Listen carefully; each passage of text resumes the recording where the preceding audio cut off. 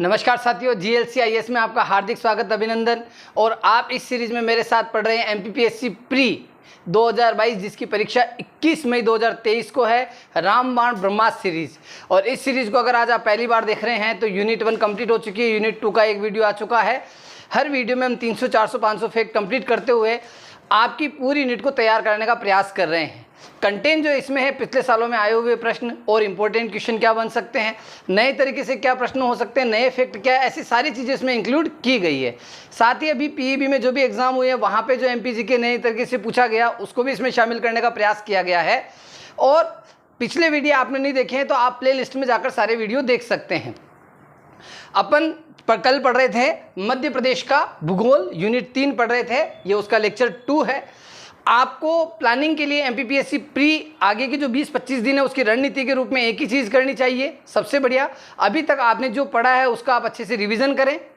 दूसरा, ये रामबाण और ब्रह्मास्त्र सीरीज है, और इसके अलावा जो आगे कंटेंट GLCIS के प्लेटफॉर्म पे 7 से 9 बजे, 9:30 बजे के बीच में आया उसको फॉलो करें। और तीसरा, हमारे ऐप GLCIS MPPSC ऐप पर जाकर टेस्ट सीरीज ज़रूर लगाएं। हो सकता है टेस्ट शुरू के लगाने में आपका स्कोर कम रहे क्योंकि प्रश्नों का स्तर थोड़ा सा उसमें विशेष रखा गया है, लेकिन कुछ पेपर है उसमें मॉडरेट और कुछ टफ, कुछ मॉडरेट और टफ, और जैसा एग्जाम में आपके साथ हो सकता है उस तरह का व्यवहार आपको प्रश्नों में वहाँ देखने को मिलेगा। वो टेस्ट सीरीज लगाना बहुत ज़्यादा ज़रूरी है। अगर आप नहीं लगा रहे हैं तो बाकी अपने दोस्तों से पीछे हैं। शुरू करते हैं। कल अपन ने लास्ट देखा था घुघुआ राष्ट्रीय उद्यान, जो हमारे मध्य प्रदेश का क्षेत्रफल में सबसे छोटा राष्ट्रीय उद्यान है, ढिंडोरी में। अब देखते हैं वन विहार राष्ट्रीय उद्यान भोपाल। पहली बात तो सिटी में स्थित राष्ट्रीय उद्यानों में ये लगभग एकमात्र ये राष्ट्रीय उद्यान आता है जो पूरी तरह से शहर में आता है, वन विहार भोपाल। 1993-94 में वन विहार को क्या कर दिया गया, चिड़ियाघर भी घोषित कर दिया गया, मतलब वहाँ चिड़ियाघर भी स्टेब्लिश कर दिया गया। 2008 में वन विहार में एक नई प्रकार की योजना लाई गई, वन्य जीवों को गोद लेने की प्रथा, जिसमें आप वन्य जीवों को गोद लेकर उनके खाने पीने का खर्च वहन कर सकते हैं। तो ये कहाँ से शुरू हुई थी, वन विहार भोपाल से। कब, 2008 में। स्नेक पार्क, मध्य प्रदेश का पहला स्नेक पार्क कहाँ है, वन विहार भोपाल में ही। मध्य प्रदेश का सबसे बड़ा चिड़ियाघर, वैसे तो इंदौर का भी बड़ा है, बहुत संख्यक लोगों ने इंदौर का देखा होगा, लेकिन भोपाल का नहीं देखा तो आपका रोमांच दुगुना हो जाएगा। सबसे बड़ा चिड़ियाघर भोपाल वन विहार। अभी देखते थे कुनो, पालनपुर, चीते आ रहे हैं, जितने आए उसमें से 2 चले गए हैं, लेकिन एक जो चीता है, फीमेल चीता, उसने 4 शावकों को भी जन्म दिया है। और कई सालों बाद वापस हमें ये मौका मिला, और मध्य प्रदेश की सरजमी को ये मौका मिला है जिसे अपन अपने आप को चीता राज्य के रूप में प्रदर्शित कर सकते हैं। कुनो पालनपुर राष्ट्रीय उद्यान कहाँ है, शिवपुरी में, शिवपुरी नहीं, श्योपुर में है, ये मिस प्रिंट है।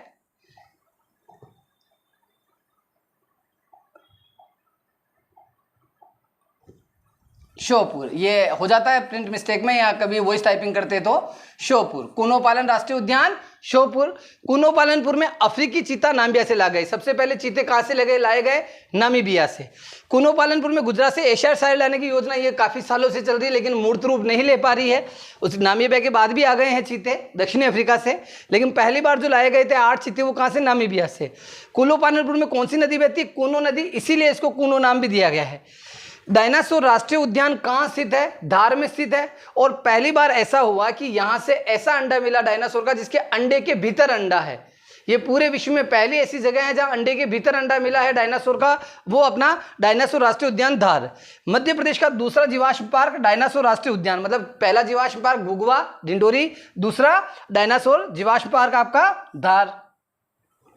टाइगर प्रोजेक्ट में शामिल राष्ट्रीय उद्यान कौन कौन से हैं, तो टाइगर प्रोजेक्ट में शामिल राष्ट्रीय उद्यान कितने हो गए, 1, 2, 3, 4, 5, 6, 7, ठीक है। इसमें पहला कान्हा सिसली 1974 में, दूसरा आपका है पेंच राष्ट्रीय उद्यान 1992, बांधवगढ़ राष्ट्रीय उद्यान 1993 उमरिया, चौथा जो आपका है वो कौन सा, पन्ना राष्ट्रीय उद्यान 1995, फिर सतपुड़ा राष्ट्रीय उद्यान 1999, फिर उसके बाद संजय राष्ट्रीय उद्यान 2008, और फिर रातापानी अभ्यारण्य 2012। तो 6 राष्ट्रीय उद्यान है और 1 अभ्यारण्य है, ठीक है। रातापानी अभ्यारण्य कहाँ आता है, तो बरखेड़ा, रायसेन, और 6 राष्ट्रीय उद्यान। देश का प्रथम सौर उद्यान गणेशपुरा राजगढ़। जंगल गलियारा योजना है जिसके द्वारा क्या है, कान्हा सिसली व बांधवगढ़ राष्ट्रीय उद्यानों को जोड़ने का प्रोग्राम चल रहा है। इसमें कैसा है कि ये इस प्रकार का एक जंगल गलियारा रहेगा जो प्राकृतिक रूप से रहेगा, मानवीय गतिविधियां ऊपर चलती रहे लेकिन जानवर यहां से वहां आराम से आ सके, ताकि उन्हें लंबे क्षेत्र का जंगल मिले।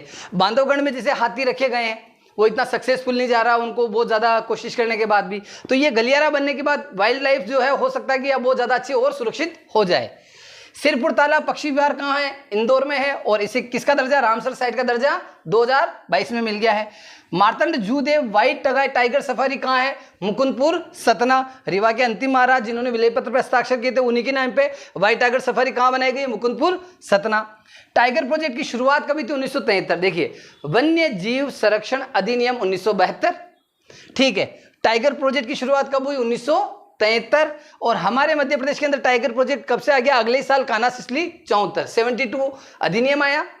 73 के अंदर क्या हुआ? टाइगर प्रोजेक्ट लागू हुआ और 74 में कान्हा सिसली ने एडॉप्ट कर लिया या उसको लागू कर दिया। भारत में टाइगर प्रोजेक्ट के जनक टाइगर मैन कैलाश जी सांखला। ये क्वेश्चन बहुत सारे एग्जाम में पूछा जा चुका है। टाइगर मैन के नाम से कौन जाने जाते हैं? कैलाश जी सांखला। तो टाइगर प्रोजेक्ट के जनक कैलाश जी सांखला। कमेंट बॉक्स में फटाफट से ये बता दो, विश्व में टाइगर मैन कौन कहलाते हैं? टाइगर प्रोजेक्ट के जनक कौन है? गिद्ध प्रजनन केंद्र केरवा भोपाल और गिद्ध संरक्षण केंद्र, प्रजनन के लिए केरवा भोपाल और संरक्षण के लिए पन्ना। ये कैलाश जी सांखला का चित्र आप देख सकते हैं, थोड़ा इसे याद रह जाएगा। नौरादेही अभ्यारण्य कहाँ है? सागर में। क्षेत्रफल में मध्य प्रदेश का सबसे बड़ी सेंचुरी नौरादेही सागर, मध्य प्रदेश का सबसे बड़ा अभ्यारण्य। नौरादेही अभ्यारण्य में नील गाय का संरक्षण होता है। नील गाय एक बहुत ज्यादा उपयोगी जंगली जानवर हुआ करता था जो पूरी पारिस्थितिकी को संतुलित करता था। लेकिन वर्तमान में क्या, चीतों की संख्या, मांसाहार भक्षणी जो जीव है उनकी संख्या कम हुई है। इस कारण से नीलगाय क्या खेतों में आके नुकसान पहुंचाती है। तो कहीं ना कहीं क्या हुआ कि ये पूरा पारिस्थितिकी जो तंत्र है ये कहीं ना कहीं डिस्टर्ब तो हुआ है। लेकिन किस जगह पे नीलगाय को संरक्षण है? तो नौरादेही अभ्यारण्य सागर।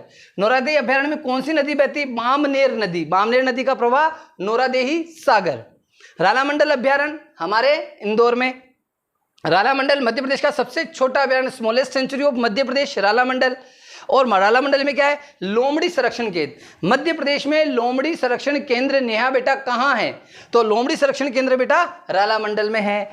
रालामंडल में वन्य जीव जागरूकता केंद्र भी, वन्य जीव जागरूकता केंद्र, वाइल्ड लाइफ अवेयरनेस सेंटर जो है वो भी रालामंडल में है। रालामंडल में मध्य प्रदेश का दूसरा तितली पार्क है। और पहला तितली पार्क कहाँ है? जहाँ पहला तितली सम्मेलन में मनाया गया, हम पढ़ा चुके इस चीज को, कमेंट में बता दो। रालामंडल में बांस उत्पादन केंद्र भी है, बांस उत्पादन रालामंडल इंदौर। खिवनी अभ्यारण्य, खिवनी अभ्यारण्य देवास। खिवनी अभ्यारण्य में कौन सा जलप्रपात है? जामनेर जलप्रपात। खिवनी अभ्यारण्य बाल गंगा व चंद्र केसर नदियां बहती है। जो देवास का खिवनी अभ्यारण्य है, यहां से कौन सी दो नदियां प्रवाहित होती है? बाल गंगा व चंद्र केसर नदी। सेलाना अभ्यारण्य कहाँ है? रतलाम में। देखो सेलाना रतलाम वाला ये पूरा जोन है अंगूर की खेती के लिए, अंगूर अनुसंधान केंद्र के लिए और सेलाना अभ्यारण्य के लिए बहुत ज्यादा प्रसिद्ध क्षेत्र है। सेलाना अभ्यारण्य में खरमोर पक्षी व दुग्धराज का संरक्षण होता है। अब दुग्धराज क्या है? हमारा राज्य जीव या राज्य पक्षी। तो इनका संरक्षण कहाँ है? सेलाना अभ्यारण्य। सरदारपुर अभ्यारण्य कहाँ आता है? धार में। और सरदारपुर अभ्यारण्य में भी किसका संरक्षण होता है? खरमोर पक्षी का। फिर घाटी गांव अभ्यारण्य ग्वालियर, गैसे घाटी, गैसे ग्वालियर। घाटी गांव में संरक्षण होता है सोन चिड़ैया का। किसका होता है? सोन चिड़ैया का। चंबल अभ्यारण्य मुरैना। चंबल अभ्यारण्य में सबसे बड़ा घड़ियाल संरक्षण केंद्र है। अब यहाँ क्वेश्चन बनता है, मध्य प्रदेश का सबसे बड़ा घड़ियाल संरक्षण केंद्र कहाँ है? तो कहाँ है? चंबल अभ्यारण्य में। चंबल अभ्यारण्य कहाँ है? मुरैना। घड़ियाल संरक्षण केंद्र, चंबल प्रोजेक्ट या चंबल आपका सेंचुरी, मुरैना। केन अभ्यारण्य छतरपुर पन्ना में। केन का कुछ भाग छतरपुर में और थोड़ा सा भाग पन्ना में आता है। केन नदी में भी घड़ियाल का संरक्षण होता है। सिंदोरी अभ्यारण्य जो है, सिंगोरी है ये, सिंगोरी नहीं है, सिंदोरी नहीं। सिंगोरी अभ्यारण्य कहाँ है? रायसेन में। रातापानी अभ्यारण्य रायसेन। रातापानी अभ्यारण्य एमपी का पहला तितली पार्क। देखो आगे क्वेश्चन नहीं आ गया, पहला तितली पार्क रातापानी। और दूसरा तितली पार्क कहाँ है आपका? रालामंडल इंदौर। ठीक है, नेक्स्ट गांधी सागर अभ्यारण्य मंदसौर। गांधी सागर अभ्यारण्य में भी नीलगाय का संरक्षण होता है, तो नौरादेही में भी और गांधी सागर में भी। बोरी घाटी अभ्यारण्य होशंगाबाद, बहुत ज्यादा फेमस है बोरी घाटी अभ्यारण्य। बोरी घाटी अभ्यारण्य किसके लिए प्रसिद्ध है? बांस के लिए। नरसिंहगढ़ अभ्यारण्य, नरसिंहगढ़ अभ्यारण्य राजगढ़ में। अब ये जो पूरा अभ्यारण्य है, मालवा कश्मीर वाला जो पार्ट है वो इसी अभ्यारण्य में आता है। नरसिंह अभ्यारण्य में क्या है? चिड़ीको तालाब, जिसे क्या कहते हैं? मालवा का कश्मीर। सोन घड़ियाल अभ्यारण्य सीधी व शहडोल में, सीधी। संजय डोबरी अभ्यारण्य सीधी। बगदरा अभ्यारण्य सीधी। पनपथा अभ्यारण्य, पनपथा इस बार पीएससी पूछ सकता है, पी से पीएससी, पी से पनपथा और शहडोल, है ना, बिल्कुल सही साठ रह के शेड्यूल में एकदम बढ़िया तरीके से तैयारी करनी है। जो भी मेरे शेड्यूल के बहुत सारे विद्यार्थी हैं, 2020 के परिणाम में बहुत सारे डीसी आएंगे, वहाँ से शेड्यूल अनूपपुर वाले एरिया, उमरिया वाले एरिया से आप देखिएगा, क्योंकि उनके मेंस मेरे साथ तैयार हुए, मुझे पता है, और मेंस की तैयारी आपको भी आगे चलकर मेरे साथ करनी है, और आप उसका आनंद देखिएगा। पनपथा अभ्यारण्य शहडोल। और प्री कैसे निकलेगी, तो गुरुजी के रामबाण ब्रह्मास्त्र देखो, खुद का पढ़ा, उसका रिवीजन करो, और अभी तक ए पर टेस्ट सीरीज नहीं दे रहे हो बेटा, आराम से 2 घंटे भी डेली टेस्ट सीरीज में फोकस करोगे तो 15 दिन में सारे एफएलटी, सारे unit wise FLT, old paper solution, topic to topic test, आप सब कुछ वहां पे दे पाएंगे, है ना। और इसकी जो पीडीएफ है वो 1-2 दिन लगते हैं उसको अपडेट करना, जैसे जो कमियां रह जाती हैं उनको सुधार कर आप लोगों को ऐप पर अपलोड कर दी जाएगी। आपसे अधिक चिंता मुझे है, क्योंकि मैं बनाई इसीलिए रहा हूं कि आप लोग पढ़ें।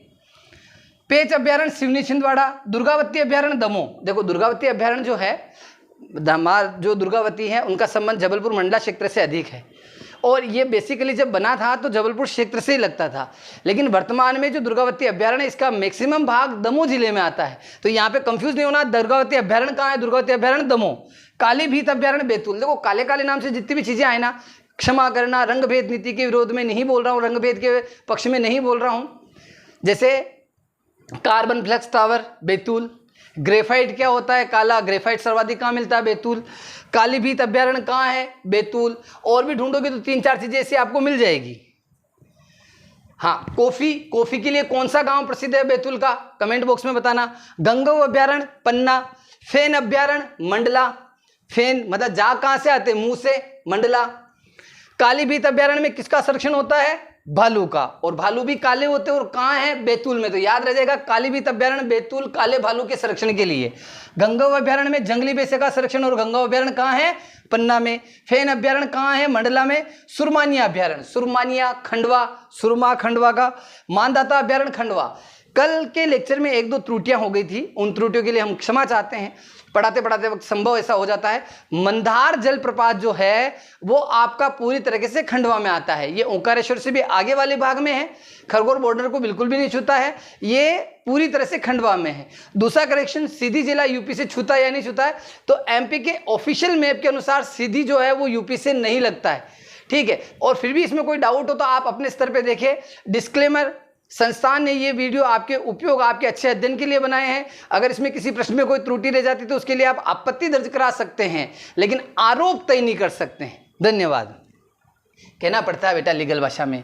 सुरमानिया खंडवा, मानदाता अभ्यारण्य खंडवा, कट्ठीवाड़ा अभ्यारण्य अलीराजपुर। और किसके लिए फेमस है कट्ठीवाड़ा, कोरोना काल में बहुत ज्यादा फेमस हुआ था, ब्लड बड़ा गर्म है, कोरोना को मार देगा, मुर्गा है कड़कनाथ मुर्गा, जीआई टैग प्राप्त। मयूर अभ्यारण्य झाबुआ। कामधेनु गो अभ्यारण्य अपने मध्य प्रदेश ही नहीं, भारत का पहला कामधेनु गो अभ्यारण्य आगर मालवा। और दूसरा कामधेनु अभ्यारण्य कहाँ बना है, गो अभ्यारण्य अपना बसावन मामा, उसका नाम है बसावन मामा, इसका नाम है कामधेनु गो अभ्यारण्य। और बसावन मामा रीवा में, कामधेनु गो अभ्यारण्य आगर मालवा, बसावन मामा गो अभ्यारण्य रीवा। महाशीर मछली प्रजनन केंद्र, मध्य प्रदेश की राज मछली कौन सी है, महाशीर, पिटीटोरा टोरा, ठीक है। और इसका जो प्रजनन केंद्र है वो कहाँ है, खरगोन में। अब मध्य प्रदेश के जैव आरक्षित क्षेत्र, यहां से भी एग्जाम में क्वेश्चन आ जाता है। अब इसमें याद करने की ट्रिक ध्यान में रखना, 2009, 6 साल आगे बढ़ो 2005, फिर 6 साल आगे बढ़ो 2011। अब आगे बढ़ा देते हैं। पचमढ़ी भारत का 10वां जैव आरक्षित क्षेत्र है। हालांकि पहले ऐसे होना चाहिए थी कि पचमढ़ी मध्य प्रदेश का पहला जैव आरक्षित क्षेत्र है इस वर्ष में, ठीक है, कोई दिक्कत नहीं, आगे आ जाए तो बहुत बढ़िया बात है, ठीक है। अचनकमार अमरकंटक भारत का 14 जैव आरक्षित है, मध्य प्रदेश का दूसरा। पन्ना जैव आरक्षित क्षेत्र भारत का 18वां जैव आरक्षित है, मतलब 10, 14, 18, इसमें 4-4 का गैप चल रहा है। एमपी में 1, 2, 3, पहला पचमढ़ी, दूसरा अचनकमार अमरकंटक और तीसरा पन्ना जैव आरक्षित क्षेत्र, ठीक है। ये कब बना, 1999, ये 2005 और ये 2011, तो इनमें 6-6 साल का अंतर है। अगर इंडिया लेवल पे इनकी रैंक देखोगे तो 4-4 का अंतर, और अगर वर्ष के हिसाब से देखोगे तो ये 1999 में घोषित, 2005 में घोषित और 2011 में घोषित। जैव विविधता विभाग का गठन हुआ 2001। जैव विविधता अधिनियम कब आया, 2002। अब देखो विभाग पहले स्टेब्लिश हो गया 2001 में, और एक्ट कब आया, 2002 में। फिर एक्ट आने के बाद बोर्ड बनाया गया 2005 में। फिर उसकी टेक्नोलॉजी के लिए भी क्या किया गया, एक जैव विविधता प्रौद्योगिकी परिषद बनाई गई 2005 में। अब यहाँ पे क्वेश्चन चेंज हो गए, यहाँ तक छोड़ दूं। झील संरक्षण प्राधिकरण 2004, झील संरक्षण प्राधिकरण 2004। जैव विविधता प्रशिक्षण केंद्र कहाँ है? ताला व उमरिया, दो जगह है, या तो ताला उमरिया देख लीजिएगा आप, ताला उमरिया। जैव प्रौद्योगिकी उद्यान देपालपुर इंदौर। जैव विविधता पार्क सालीकला खंडवा। देखो जैव प्रौद्योगिकी उद्यान देपालपुर। अब ये बड़ा कंफ्यूजन है, जैसे भारत का बगीचा, भारत का गार्डन, भारत का उद्यान, अब ये पीछे पीछे के मतलब बड़ा हिंदी में बड़ा अंतर है, तो ये थोड़ा सा ध्यान में रख लीजिए। जैव प्रौद्योगिकी उद्यान, यहाँ पे प्रौद्योगिकी शब्द थोड़ा सा डिटर्मिनेट हो रहा है। जैव प्रौद्योगिकी पार्क जो है वो देपालपुर में, और जैव प्रौद्योगिकी जैव डाइवर्सिटी जो पार्क है वो सालीकला। तो जो विविधता है वो है सालीकला में, और प्रौद्योगिकी जो है वो देपालपुर में। जैव विविधता विरासत स्थल कौन कौन से घोषित है? तो मध्य प्रदेश में जैव विविधता विरासत स्थल या हेरिटेज प्लेस जो हैं बायोडाइवर्सिटी के हिसाब से, पहला अपना पातालकोट इंदौर, छिंदवाड़ा और नरो पहाड़ सतना। यहां से एग्जाम में क्वेश्चन पूछेगा नरो पहाड़ जैव विविधता विरासत स्थल किस जिले में स्थित है? तो नरो पहाड़ सतना में। पातालकोट इंदौर, पातालकोट का नाम बदलकर क्या कर दिया गया? मामा टंटिया के नाम पे कर दिया गया है। हाँ साथियों, जैव विविधता विरासत स्थल थोड़ा भावनाओं में मैं खो गया था। पातालकोट है, ये पाताल पानी नहीं है, ये पातालकोट है। पातालकोट, मेरे को एकदम पाताल पानी दिमाग में आ गया। पाताल पानी जो है वो इंदौर में है, ये जैव विविधता स्थल में नहीं है। पातालकोट छिंदवाड़ा जो भारिया जनजाति के लिए जाना जाता है, वो कोमा लगाने से क्या कि थोड़ा सा मेरे को, क्योंकि मेरी आदत कोष्टक में है हमेशा, ठीक है। और नरो पहाड़ कहाँ है? सतना। थोड़ा सा करेक्शन कर लीजिएगा। जैव विविधता विरासत स्थल पातालकोट और भारिया जाति के निवास के कारण सूर्य की किरणें भी थोड़ी लेट पहुंचती है, वो जबरदस्त जगह है छिंदवाड़ा में। और नरो पहाड़ सतना, पाताल पानी इंदौर में है, और इसका नाम मामा टंटे के ऊपर किया गया और वहीं पे उनकी समाधि है। करेक्शन मंजूर। आगे बढ़े। मध्य प्रदेश के रामसर स्थल। अब देखो इसमें कुछ याद नहीं रखना, दो याद रखना है। 2002 में भोजताल भोपाल को घोषित किया गया। इसके बाद ये तीनों क्या हो गए? 2022 में घोषित किए गए, ठीक है, एकदम याद हो जाएगा। तो मध्य प्रदेश में रामसर स्थल कितने हैं? 4। कितने रामसर स्थल हैं? 4। 2002 में भोज रामसर भोपाल, फिर उसके बाद क्या बना आपका? सांख्य सागर शिवपुरी, फिर उसके बाद आपका यशवंत सागर झील इंदौर, और उसके बाद सिरपुर झील इंदौर। ये चारों रामसर साइट। और रामसर जो जगह है ये किस देश में है? कमेंट में बता दो फटाफट से। हाँ अजय जी, पांडे साहब कैसे हैं? सब बढ़िया, आनंद है। ऑब्जेक्टिव मांग भी आपके आज से पूरी करने की कोशिश की जाएगी। मध्य प्रदेश खनिज भंडार की दृष्टि से भारत में कौन सा स्थान रखता है? तो भंडारों की दृष्टि से हमारा स्थान तीसरा। मध्य प्रदेश में लगभग 25 प्रकार के खनिज पाए जाते हैं, और उनमें से 20 प्रकार के खनिजों का हम माइनिंग कर रहे हैं, ठीक है। राज्य खनिज निगम की स्थापना 1962 भोपाल। मध्य प्रदेश राज्य खनिज निगम 1962। अब आप कहीं भी पढ़ोगे, ये तो सर मैंने अलग ईयर पढ़ा है, तो राज्य खनिज मंडल निगम ऐसे आएगा। तो खनिज निगम 62, खनिज निगम 1962। मैग्नीज धारवाड़ क्रम की चट्टानों से प्राप्त होता। अब ऐसे क्वेश्चन एमपीपीएससी की पूछने की बहुत आदत है। कोयला गोंडवाना क्रम की चट्टानों में, मैग्नीज धारवाड़ क्रम की चट्टानों में, ठीक है। ऐसे पूछेगा लोहा कौन से क्रम की चट्टानों में, हीरा कौन से क्रम की, जैसे आर्किन क्रम की जो चट्टानें हैं पन्ना में, वहां से हीरा मिल रहा है, ठीक है। मैग्नीज उत्पादन में मध्य प्रदेश प्रथम स्थान पे है, और मैग्नीज की प्रसिद्ध खान कौन सी है? भारवेली खान बालाघाट। और भारवेली को मध्य प्रदेश की मैग्नीज राजधानी भी कहा जाता है। एशिया की सबसे बड़ी खुले मुंह की मैग्नीज खान भारवेली। मैग्नीशियम के अयस्क क्या होते हैं? तो इसके जो मैग्नीशियम के अयस्क, यहाँ ठीक है इसको छोड़ दो। बॉक्साइट का सर्वप्रथम उत्खनन 1908 कटनी से हुआ। बॉक्साइट का सर्वप्रथम उत्खनन मध्य प्रदेश में कब हुआ? 1908। कहाँ से हुआ? कटनी से। बॉक्साइट कहाँ से मिलता है? जबलपुर, कटनी, अमरकंटक, शहडोल आदि जिलों से। बॉक्साइट एल्यूमिनियम का अयस्क है। बॉक्साइट किसका अयस्क है? एल्यूमिनियम का। ये देखिए मध्य प्रदेश का पूरा खनिज जो है, एक बार इस मैप को आप अच्छे से देखिए कि कौन सा खनिज कहाँ मिल रहा है। जैसे चिन्नी मिट्टी का क्षेत्र ग्वालियर, यूरेनियम क्षेत्र कहाँ खोजा गया है? छतरपुर। और इमलिया किस जगह में है जहाँ सोने की खानें शुरू की जा रही है? अभी अभी उसका नाम आया इमलिया। ग्रेफाइट बैतूल, ठीक है। तांबा क्षेत्र ये अपना बालाघाट, मैग्नीज क्षेत्र भी ये बालाघाट। शहडोल में भी यूरेनियम का उत्खनन का प्रयास चल रहा है।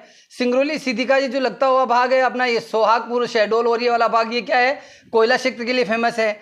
कटनी वाला भाग चूने के लिए फेमस है, ठीक है। रॉक फास्फेट जो है वो थोड़ा जाबुआ में भी है और सागर वाले एरिया में भी है। टंगस्टन के लिए आगरगांव होशंगाबाद फेमस है। अब कोयला कौन से क्रम की चट्टानों में मिलता है? गोंडवाना क्रम की चट्टानों में। कोयले के उत्पादन में मध्य प्रदेश का स्थान चौथा। पूरी मध्य प्रदेश में कोयला पाया जाता है, पूरी मध्य प्रदेश कोयले के लिए। मध्य प्रदेश का सबसे बड़ा कोयला क्षेत्र, बड़ा मतलब बड़ा, ठीक है, सोहागपुर शहडोल। एशिया की सबसे मोटी कोयला परत सिंगरौली में है, जिसका नाम क्या है बता दो फटाफट से, आगे आ जाएगा नाम, वो तो सोहागपुर ही है, 136 मीटर। मध्य प्रदेश में बिटुमिनस कोयला मिलता है। अब देखो कोयला जो रहता है वो 4 प्रकार का रहता है कार्बन की मात्रा के आधार पे। अगर आप सीक्वेंस से लिखेंगे तो जैसे ABCD लिखते हैं वो सीक्वेंस में आती है, इसके चारों नाम भी वैसे ही सीक्वेंस में आएंगे। एंथ्रेसाइट सबसे बेस्ट क्वालिटी का कोयला। अब ये कहाँ से मिलता है? जम्मू कश्मीर से। बिटुमिनस क्वालिटी का, ये कहाँ से मिलता है? मध्य प्रदेश से सबसे मिलता है। और मध्य प्रदेश बिटुमिनस कोयले में मतलब सर्वाधिक हिस्सा भी रखता है। मध्य प्रदेश में जो कोयला मिलता है वो बहुत अच्छी क्वालिटी का, बिटुमिनस क्वालिटी का। फिर उसके बाद क्या आता है? लिग्नाइट। भारत में सर्वाधिक कोयला जो मिलता है वो कौन सी क्वालिटी का मिलता है? लिग्नाइट। और लिग्नाइट से संबंधित कंपनी कौन सी? नेवेली लिग्नाइट, तमिलनाडु। और सबसे खराब किस्म का कोयला कौन सा होता है? पीट, जिसमें 50 से 60% तक की कार्बन की मात्रा होती है। तो ABCD की सीक्वेंस आपको दिख रही है, ये कोयले के चारों प्रकार। सबसे छोटा कोयला क्षेत्र कोरार उमरिया। मध्य प्रदेश में सबसे छोटा कोयला क्षेत्र कौन सा है? कोरार उमरिया। लोहे के एश क्या होते हैं? मैग्नेटाइट, हेमेटाइट, सिडेराइट, ठीक है। लोहा जबलपुर ग्वालियर में मिलता है। तांबा धारवाड़ क्रम की चट्टानों में मिलता है। किसमें मिलता है? धारवाड़ क्रम की। तांबे की प्रसिद्ध खदान मलाजखंड बालाघाट, जिसे copper capital of Madhya Pradesh भी कहा जाता है। तांबे के उत्पादन में मध्य प्रदेश पहला। मैग्नीज और तांबे के उत्पादन में मध्य प्रदेश पहला। जबकि तांबे के भंडार में मतलब इसकी जो भंडार वो सर्वाधिक कहाँ है? राजस्थान में। और राजस्थान में इसके लिए फेमस जगह कौन सी है वो भी ध्यान में रखना, ये भी PSC पूछ चुका है। खेतड़ी राजस्थान। खेतड़ी झुंझुनू में आता है, राजस्थान में आता है। यहाँ के महाराज थे अजीत सिंह जी महाराज। और अजीत सिंह जी महाराज ने क्या किया था? स्वामी विवेकानंद को स्वामी की उपाधि दी थी। आचार्य नरेंद्र जो हैं विवेकानंद बने और उन्हें स्वामी की उपाधि खेतड़ी महाराज अजीत सिंह जी ने दी थी, ठीक। और ये खेतड़ी किसके लिए फेमस वर्तमान में? तांबा खनिज के लिए। टंगस्टन अगरिया होशंगाबाद, ये पूछा ही जा चुका है PSC प्री में। अभ्रक हमारे यहाँ क्या निकलता है? ग्वालियर बालाघाट। अभ्रक क्या होता है? विद्युत का कुचालक। प्रेस में जो पत्ता लगाते हैं ताकि वो तापमान तो जा पाए, उष्मा का सुचालक, तापमान को तो वो आगे ले जाएगा लेकिन करंट को आगे नहीं ले जाएगा, ठीक है। रॉक फास्फेट कहाँ मिलता है? जाबुआ। रॉक फास्फेट का उपयोग क्या होता है? फर्टिलाइजर बनाने में। ग्रेफाइट बैतूल। ग्रेफाइट क्या होता है? विद्युत का सुचालक। अब यहाँ पे ग्रेफाइट के बारे में एक क्वेश्चन और बढ़िया है, ठीक है, साइंस में देखेंगे। सोना, मजोली, सीधी और इमलिया कटनी। तो इमलिया कटनी में सरकार ने ये प्रस्ताव पारित कर दिया है जिसके अंदर सोने का उत्पादन शुरू कर दिया जाएगा, इमलिया कटनी। Fire clay Jabalpur. चीनी मिट्टी के लिए अभी देखा अपन ने मैप में ग्वालियर। सीसा जबलपुर होशंगाबाद। कोरंडम पीपरा परकोटा शहडोल। फेल्सपार जबलपुर। सूरमा जबलपुर। फेल्सपार और सूरमा ये ध्यान रखिएगा। PSC इतना बढ़िया एग्जाम है जिसमें ये क्वेश्चन तक पूछा जा सकता है, आपको 15 नंबर के क्वेश्चन में पूछा जा सकता है, 11 नंबर के क्वेश्चन में पूछा जा सकता है कि फेल्सपार के उत्पादन पर मध्य प्रदेश में टिप्पणी लिखी है। जबकि हमें एक ही तथ्य उसके बारे में पता होता है कि फेल्सपार जबलपुर में निकलता है, वो भी रेयरली याद रहता है 70, 80, 90% बच्चों को। और वो 11 नंबर में पूछ लेता आप क्या लिखोगे, ठीक है। सुरमा उत्पादन के बारे में मध्य प्रदेश में टिप्पणी लिखी है। लेकिन मुख्य परीक्षा के ऐसे प्रश्नों को लिखने की टेक्निक भी होती है जिसमें केवल एक सिंगल डेटा के बेस पे आप 11 में से 7, 8 अंक ला सकते हैं, 6 अंक ला सकते हैं। इसके लिए प्री होते ही आपको मेंस में गुरुजी के साथ टेस्ट सीरीज और ऑनलाइन कोर्सेज में जुड़ना है। प्रचार प्रसार जरूरी है। टेस्ट सीरीज अगर प्री की नहीं लगा रहे तो मैं सच कह रहा हूं बेटा, आगे जाके दुख महसूस होगा। मतलब 470 रुपये 500 रुपये बचा के कुछ नहीं होगा, वो तो गुरुदेव की दक्षिणा समझकर ही अर्पित कर दो, उतनी मेहनत उसमें लगती है ना, ठीक है। Calcite Barwani, fluoride Jabalpur, asbestos Jawa, sillimanite Rewa, tin Betul. ये याद रखिएगा, टिन बैतूल, एक चमकती हुई चीज बैतूल में, वो क्या है? टिन।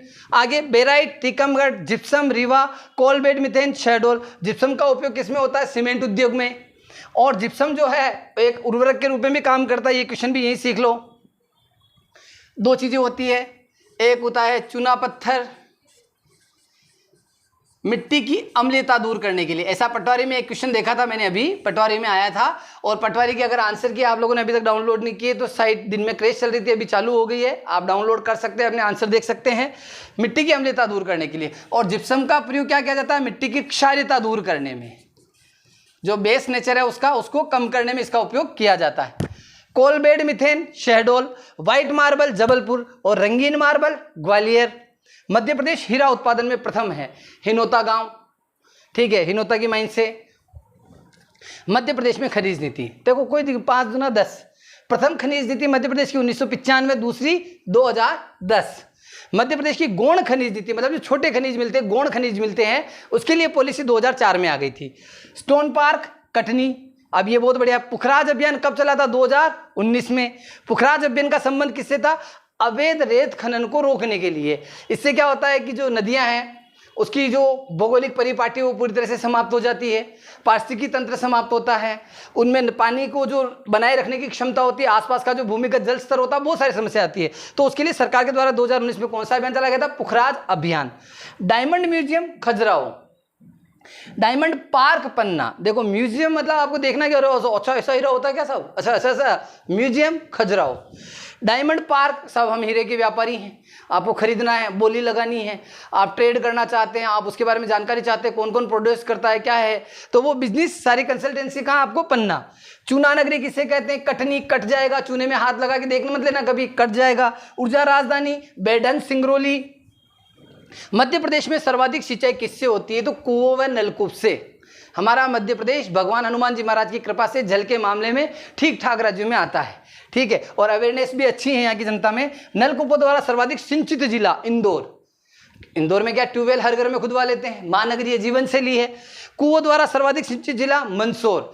मंदसौर मध्य प्रदेश के उन गांवों में आता जहां आज भी ग्रामीण संस्कृति को पूरी तरह सहेजा गया है, रीति रिवाजों का प्रचलन लगभग उस प्रकार का आज भी विद्यमान है, ठीक है। तो कुओं द्वारा मंदसौर। मध्य प्रदेश में दूसरा सबसे बड़ा सिंचाई का साधन क्या है? नहर।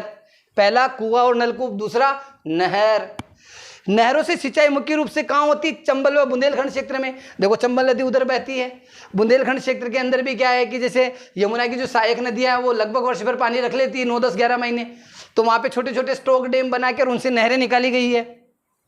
नहरों से सर्वाधिक सिंचित जिला होशंगाबाद, गेहूं उत्पादन के क्षेत्र है। तालाबों से सर्वाधिक सिंचाई बालाघाट। तालाबों द्वारा सर्वाधिक सिंचाई मध्य प्रदेश में बालाघाट, और भारत में तमिलनाडु।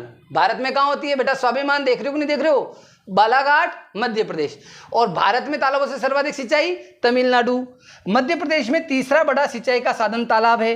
सर्वाधिक सिंचित जिला ग्वालियर। यहाँ पे डेटा आप लोग अपने हिसाब से और करेक्शन कर सकते हैं, इन पे आपत्ति उठानी हो तो आप देख सकते हैं, अपने हिसाब से जरूर देख लें। सर्वाधिक शुद्ध सिंचित जिला होशंगाबाद, ठीक है। न्यूनतम सिंचाई जिला डिंडोरी। सर्वाधिक सिंचित क्षेत्र चंबल घाटी क्षेत्र। राज्य की सर्वाधिक सिंचित फसल, सबसे ज्यादा पानी गेहूं में 6 से 7 बार 8 बार पानी लग जाता है। 1905 में ग्वालियर के राजा ने सिंचाई विभाग की स्थापना की थी। मध्य प्रदेश में सिंचाई विभाग पहली बार देखा जाता तो स्वतंत्रता से पहले 1905 में ग्वालियर के महाराजा जी ने करवाया था। मध्य प्रदेश की पहली नहर कौन सी है? वेनगंगा बालाघाट, और इसी नदी के किनारे बालाघाट स्थित भी है। मध्य प्रदेश का सबसे पुराना बांध साइक्लोपियन बांध, ये कहाँ है देख लीजिएगा। साइक्लोपियन बांध का निर्माण राजा भोज ने करवाया था। अब ये एंशिएंट हिस्ट्री में चला गया, हालांकि थोड़ा मॉडर्न वाला भी होना चाहिए था। सिंचाई हेतु निर्मित प्रथम बांध पगारा बांध। पगारा बांध आसन नदी मुरैना में स्थित है। पगारा, अब सिंचाई हेतु बनाया गया मध्य प्रदेश का पहला बांध पगारा बांध, आसन नदी मुरैना। ऐसा का ऐसा दिमाग में रखना है। ये किसके शब्द है? इनसाइट्स, प्रभाव एवं नीति अनुसंधान संस्थान, impact and policy research institute, world's oldest and still functioning dam, Manoj Mishra ji, बहुत बढ़िया। 1956 में जल संसाधन विभाग की, तो जल संसाधन विभाग की स्थापना 1956। सिंचाई अनुसंधान संचालनालय 1964। मध्य प्रदेश सिंचाई उद्वहन निगम जो है, या सिंचाई निगम की स्थापना कब हुई? 1976। अब यहाँ पे इंपॉर्टेंट क्वेश्चन आ गया, मध्य प्रदेश की पहली अंतरघाटी परियोजना, तो चोरल नदी घाटी परियोजना या चोरल अंतरघाटी नदी परियोजना इंदौर। मिट्टी से निर्मित एशिया का सबसे बड़ा बांध, इसके बारे में पिछले वीडियो में चर्चा करी थी अपन ने, भीमगढ़ बांध सिवनी। भीमगढ़ बांध सिवनी। मध्य प्रदेश की प्रथम नदी जोड़ो परियोजना कौन सी? केन बेतवा लिंक। कमेंट में ये बताओ, केन बेतवा लिंक पर पहला बांध कौन सा बनाया गया था? जल अभिषेक अभियान 2006 नीमच से शुरू हुआ। नीमच भी बड़ा जबरदस्त जिला है। मुझे नहीं पता नीमच के कितने विद्यार्थी मेरे साथ जुड़े हुए हैं। मेरी कर्म भूमि रही है नीमच बहुत लंबे समय के लिए। मेरा आध्यात्म स्थल पूरा वहीं से रहा है और आज भी वहीं आश्रम है, ठीक है। हनुमान जी महाराज की कृपा भी मुझे वही हुई, मुझे भी ज्ञान की प्राप्ति नीमच में हुई। यहाँ पे बहुत सारी चीजें तीर्थ है, जिसमें सुखानंद जी महाराज, भादवा माता का मंदिर, ठीक है, अफीम की खेती, एल्कोहल फैक्ट्री, जो अफीम रहता है उससे जो निष्कर्षण करके मार्फिन निकाला जाता है उसकी फैक्ट्री, बहुत सारी चीजें। तो जल अभिषेक अभियान की शुरुआत भी 2006 में कहाँ से हुई थी? नीमच से। काले जिले इंदौर, मंदसौर, शाजापुर, उज्जैन, रतलाम, आगर मालवा। अत्यधिक भूमिगत जल दोहन के कारण इन्हें क्या कहा गया? ब्लैक डिस्ट्रिक्ट्स कहा गया, मतलब ब्लैक जोन में इनको लिया गया है। कौन से जिलों में सबसे ज्यादा है? इंदौर, मंदसौर, शाजापुर। आप देखेंगे तो ये पूरा मालवा का क्षेत्र है, क्योंकि निमाड़ क्षेत्र में भी खेती होती है लेकिन वहां पे मां नर्मदा का आशीर्वाद है। बुंदेलखंड में होती है तो सोन वगैरह और केन वगैरह जो इसका थोड़ा सा भाग है वो पूरा सिंचित कर देता है। मध्य प्रदेश के इन जिलों में क्या कि ऐसी सदानीरा नदियां नहीं है। अब ये थोड़ा डीप भौगोलिक कॉन्सेप्ट है, तो जिला चुनने में आपको मदद हो जाएगी। मध्य प्रदेश की संयुक्त सिंचाई परियोजना, यहां से भी एग्जाम में क्वेश्चन आता है कि यह परियोजना किन दो राज्यों के मध्य है। आप मेरे साथ पढ़ रहे हैं रामबाण ब्रह्मास्त्र सीरीज। अभी तक आपने यूनिट 1 के अगर वीडियो नहीं देखे और यूनिट 3 का पहले वाला वीडियो नहीं देखा तो प्लेलिस्ट बनी हुई है, आपको जाकर वहां पे देखना है। और मेरे प्यारे साथियों, आपको पढ़ाई का लक्ष्य अपना पढ़ा हुआ रिवीजन करो। रामबाण ब्रह्मास्त्र रेकॉर्ड जीएलसी का जो यूट्यूब पे कंटेंट आ रहा है उसके लिए 2 घंटे निकाल के हमेशा रखना है, प्लस 2 घंटे ए पर जो जीएलसी आईएएस की प्रीमियम टेस्ट सीरीज है मात्र 470-500 रुपए के भीतर भीतर, उस टेस्ट सीरीज को आपको लगाना है। बाद में पछतावा ना हो, सारे टेस्ट उसके लगाओ, जैसा समय मिले वैसे लगाओ। मेरी टेस्ट सीरीज में स्कोर को मान्यता आपको नहीं देनी, उस पर ज़्यादा फोकस नहीं करना है, उसमें आए हुए जो क्वेश्चन है उस पर ध्यान देना है। क्योंकि उस टेस्ट सीरीज में मैंने हरियाणा पीएससी में 2-3 साल में जो पूछा गया, राजस्थान पीएससी के जो पिछले पेपर हैं, छत्तीसगढ़ पीएससी के जो पेपर हैं, उत्तराखंड पीएससी के जो पेपर हैं, पीएबी के जो कुछ पेपर हुए हैं, एमपी पीएससी के ओल्ड पेपर है, यूपीएससी की वो प्रश्न जो पीएससी में आ सकते हैं, ऐसे सारे प्रश्नों का समावेश करके वहाँ पे 30-40 प्रीमियम टेस्ट डिजाइन किए हैं। लगभग यूनिट वाइज और सारे मिला के 50+ एफएलटी हैं, 100-150 टीएलटी भी होंगे, टॉपिक टू टॉपिक टेस्ट, और बहुत सारी चीज़ें वहाँ पे उपलब्ध है। टेस्ट सीरीज आपको पक्का लगानी है। और देखो, डिमोटिवेशन तो आता है जब वीडियोस पे बहुत ज़्यादा अच्छे व्यू नहीं आते, बच्चों के रिस्पॉन्स नहीं आते, तो मैं मानता हूँ ये आपकी नैतिक जवाबदारी है कि आप वीडियो पे लाइक करें, उसको शेयर करें, मतलब होना चाहिए। ये सच में उससे फ़र्क पड़ता है। पहले मुझे नहीं लगता था, लेकिन जैसे आपका एक कमेंट आता है कि गुरुजी मज़ा आ गया, तो मुझे और ताकत आ जाती। कमेंट बनाओ, वो पढ़ के ऐसा लगता है कि नहीं बनाओ। बच्चा बोलता है गुरुजी ये और डालो, तो ऐसा लगता नहीं यार ये भी करना चाहिए। तो सच में आपके जो कमेंट रहते हैं ना, वो मनोबल बढ़ाते हैं। और अगर आप अपने प्लेटफॉर्म को देखो, पढ़ाई है, विद्या है, जितनी बांटोगी उतनी बढ़ेगी, सीधी सी बात है। आप सोचते हो कि मैं इसको पढ़ लूँ ना, तो ऐसा कभी नहीं होता। हाँ बेटा, पहला चंबल घाटी परियोजना मध्य प्रदेश राजस्थान की संयुक्त परियोजना है। चंबल जो है वो किसकी है? मध्य प्रदेश संयुक्त। चंबल घाटी परियोजना में एक राज्य और शामिल है, वो कौन सा है? चंबल कहाँ जाती है? इटावा, मुरादाबाद, ठीक है। अगर किसी नदी का प्रवाह किसी अन्य राज्य में है तो वो राज्य हमेशा उस प्रोजेक्ट में शामिल होगा, ये ध्यान में रखिएगा। तो यहाँ तीनों राज्य आएंगे, मध्य प्रदेश, राजस्थान, यूपी। अगर एग्जाम में नहीं भी माना जाए तो आप उसको कोर्ट में चैलेंज करके मान सकते हैं। 2.7 ऐसा कुछ % हिस्सा जो है चंबल में वो यूपी का है इस प्रोजेक्ट में। तो 3 राज्य हो जाएंगे, मध्य प्रदेश, राजस्थान संयुक्त परियोजना। पर नंबर नोट कर लो बेटा। पेंच परियोजना मध्य प्रदेश महाराष्ट्र, पेंच नदी दक्षिण में। बाघ परियोजना मध्य प्रदेश महाराष्ट्र, दक्षिण वाला पार्ट। सरदार सरोवर परियोजना मध्य प्रदेश, गुजरात और महाराष्ट्र। यहां पे त्रुटियां कैसे हो गई इतनी? ये मध्य प्रदेश, गुजरात व महाराष्ट्र। बावनताड़ी परियोजना मध्य प्रदेश व महाराष्ट्र। काली सागर परियोजना मध्य प्रदेश महाराष्ट्र। रानी लक्ष्मीबाई परियोजना एमपी यूपी। उर्मिल परियोजना एमपी यूपी। ये एक बार आप देख लीजिएगा उर्मिल परियोजना, इसके बारे में। और माही परियोजना मध्य प्रदेश राजस्थान। कौन सी नदी पर है? मतलब है तो सही, वो गलत कुछ नहीं है, किस नदी पर है। और ये उर्मिल नदी किसकी सहायक है ये आप बता दीजिएगा, है ना। बाकी ये एमपी यूपी सही है। माही परियोजना मध्य प्रदेश और राजस्थान, ठीक है। बाण सागर परियोजना यूपी और बिहार। मध्य प्रदेश की कौन सी परियोजना किस नदी पर स्थित है यहाँ पे अपन देख लेते हैं। सरदार सरोवर, मां नर्मदा। रानी लक्ष्मीबाई परियोजना बेतवा नदी, इसका प्राचीन नाम क्या था? बाण सागर परियोजना सोन नदी। बरगी परियोजना नर्मदा नदी पर, और ये किसकी सहायक है? नर्मदा की। अशोक सागर परियोजना, इसका प्राचीन नाम क्या था? हलाली परियोजना बेतवा नदी। भांडेर नहर किस नदी पर? बेतवा पर। अपर बेनगंगा परियोजना बेनगंगा नदी। देजला देवड़ा, ये देदला नहीं है, देजला देवड़ा परियोजना कुंदा नदी खरगोन। देजला देवड़ा परियोजना खरगोन, इतना बढ़िया नगर। जब आप नगर में प्रवेश करते तो वहाँ माँ कुंदा पहले से आपका स्वागत करती है। नवग्रह मंदिर बने हुए हैं। निमाड़ का वो प्रवेश इतना बढ़िया लगता है, आपको आनंदित कर देगा, आप देखिएगा कभी भी। देजला देवड़ा परियोजना कुंदा नदी खरगोन। जोबट परियोजना हथिनी नदी। नल शेष बांध चंदन नदी, इसमें डिस्ट्रिक्ट्स भी होनी चाहिए थी ताकि बढ़िया रहता। बरियापुर परियोजना केन नदी। मोहनी सागर परियोजना सिंध नदी। गुलाब सागर परियोजना महान नदी। आप लोग जब इस कंटेंट को घर पे पढ़ो तो इसके साथ साथ कोष्टक में जिले भी आप डाल लेना, तो आपको बहुत आसानी हो जाएगी। गुलाब सागर महान नदी। अटल सागर सिंध नदी। मोहनपुरा परियोजना नेवज नदी। मोहनपुरा कहाँ आती है? राजगढ़ में। पारसडोह बांध बैतूल। भगवंत सागर परियोजना सुक्ता नदी, आगे देखते हैं अपन। तवा परियोजना होशंगाबाद, बाण सागर परियोजना शहडोल। इसको आप एक बार पढ़ लीजिएगा अपने हिसाब से इनमें कि ये कौन कौन से जिले में है, आप खुद देख लीजिएगा एक बार, क्योंकि रीडिंग में आप लोगों के आ जाएगा। जैसे इसको क्या कि जैसे नदी और जिला ऐसा साथ में होता तो उसको थोड़ा आनंद आता है। सबसे कम भूमिगत जल कहाँ है? बुरहानपुर। सबसे कम भूमिगत जल बुरहानपुर। सबसे अधिक संभावित भूमिगत जल कहाँ है? होशंगाबाद में। मुर्रम नाला, ये बहुत ज्यादा फेमस है ऐतिहासिक रूप से, कहाँ है? बालाघाट। सर्वाधिक नलकूपों की संख्या में उज्जैन, और नलकूपों से सर्वाधिक सिंचाई कहाँ होती है? हमारे इंदौर में, मतलब आपके और मेरे। सर्वाधिक नलकूप घनत्व कहाँ है? देखो ये आ गया यहाँ पे डेंसिटी में, इंदौर। जलवायु के आधार पर मध्य प्रदेश को 4 भागों में बांटा गया। जलवायु के आधार पर मध्य प्रदेश को कितने भागों में बांटा गया है? अब ये अलग चीज है। अब आपके दिमाग में आएगा कृषि प्रदेश, जलवायु कृषि प्रदेश, ये अलग, वो आगे देखेंगे। जलवायु के हिसाब से हमारे यहाँ पे 4 प्रकार की जलवायु मिलती है। मालवा के प्रकार की जलवायु कैसी है? सम जलवायु। मध्य प्रदेश में मानसूनी, अगर ओवरऑल मध्य प्रदेश में जलवायु का एक वर्ड देखें तो वो कैसा है? मानसूनी प्रकार की जलवायु, क्योंकि हमारी मुख्य वर्षा जो होती है वो किससे होती है? मानसून से। सर्वाधिक गर्म माह कौन सा रहता है? मई। सर्वाधिक तापांतर माह, जैसे अपन बोलते हैं ना, अभी मैसेज चल रहे हैं, मौसम फिरकी ले रहा है, ऐसा हो रहा है, क्योंकि कभी इतना गर्मी लगती है और अचानक से ठंड लगती है, रात को कंबल ओढ़ रहे हैं। तो सर्वाधिक तापांतर, उच्च और निम्न ताप का अंतर कौन से महीने में होता है? मार्च में। मध्य प्रदेश में सबसे पहले वर्षा अरब सागर की खाड़ी से आती है। हमारे यहाँ जो भारत में मानसून प्रवेश करता है, एक बार देख लो आप,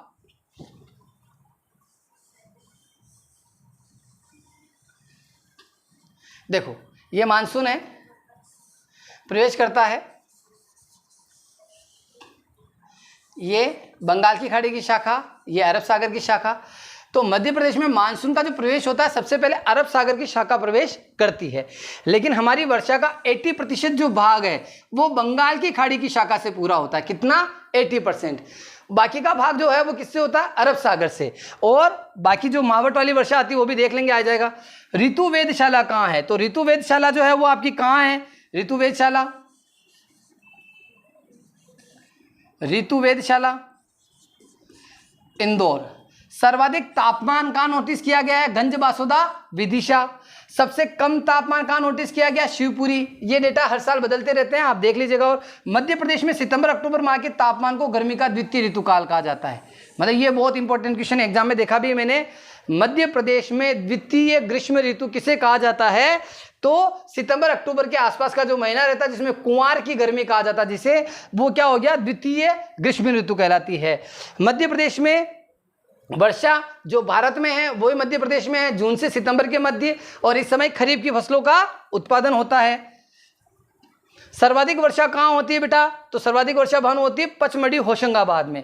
और सबसे कम वर्षा कहाँ होती है बेटा? भिंड में। मध्य प्रदेश का वार्षिक वर्षा औसत कितना है? तो मध्य प्रदेश का वार्षिक वर्षा औसत 112 सेंटीमीटर। कितना? 112 सेंटीमीटर। याद रहेगा, नींद नहीं आनी चाहिए, लगातार बने रहो। मेरे को आ रही क्या? टेस्ट सीरीज लगाओ, समझ गए भावनाओं को, फटाफट से जग जाओ। मध्य प्रदेश में वर्षा 112 सेंटीमीटर है। 75 सेंटीमीटर से कम वर्षा पश्चिमी मध्य प्रदेश में होती है। अगर आप मध्य प्रदेश का मैप देखेंगे तो आपको वहां पे समझ आएगा कि जो हमारा मध्य प्रदेश है, ये निमांचला भाग, ये अगर ऐसे रेखा खींच दी जाए थोड़ा सा इधर वाला पार्ट, तो ये जो ये भाग है यहाँ पे क्या रहता है? 75% से कम वर्षा वाला क्षेत्र आ जाता है ये, ठीक है। और इधर वाला जो भाग है इसमें 75% से अधिक रहती है। तो मध्य प्रदेश में वर्षा विभाजक रेखा के रूप में कौन सा सेंटीमीटर आ जाएगा? 75 सेंटीमीटर वर्षा के 2 भाग डिस्ट्रीब्यूट कर देती है, पश्चिमी और पूर्वी। मध्य प्रदेश के विंध्य क्षेत्र में अरब सागर में बंगाल की खाड़ी शाखा दोनों से, मतलब ऐसे तो पूरे मध्य प्रदेश में लगभग ऐसी वर्षा होती है, लेकिन सबसे अधिक विंध्य क्षेत्र ऐसा है जो अरब सागर और बंगाल की खाड़ी दोनों से बराबर वर्षा प्राप्त करता है। दिसंबर जनवरी में चक्रवात के कारण होने वाली वर्षा को मध्य प्रदेश में क्या कहते हैं? मावट कहते हैं। देखिए मावट क्या होता है इसको समझ लीजिए थोड़ा सा।